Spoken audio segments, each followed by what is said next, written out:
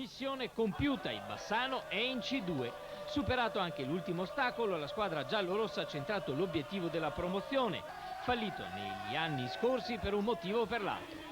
Per la verità anche l'avvio di campionato di questa stagione non sembrava presagire nulla di ottimistico ed invece, anche grazie all'arrivo in panchina di Bobo Sandri, il mosaico costruito in questi anni dal team dirigenziale di Renzo Rosso ha cominciato a girare in maniera efficace e la squadra ha iniziato la scalata verso il vertice. Un'impresa che ha avuto il sapore della grande sfida vinta. Ma rispetto alle stagioni precedenti, una volta raggiunto il primo posto, la squadra bassanese non si è fatta prendere dalle vertigini. Anzi, ha continuato una marcia regolare, degna di una squadra matura e sapientemente equilibrata nei reparti e di una società organizzata, che almeno quest'anno non si è fatta prendere dall'ansia. Risultato, un gran bel calcio giocato e un traguardo storico giustamente conseguito.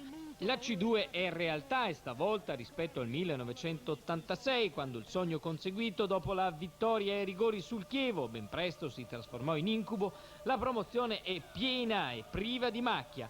Il progetto Bassano è tale che il salto di categoria non dovrebbe essere un salto nel vuoto, ma la possibilità di vivere sulla continuità di un progetto dalle basi sufficientemente solide, tali da garantire di poter affrontare la C2 non come un'avventura ma come una tappa di un programma ancora più ambizioso.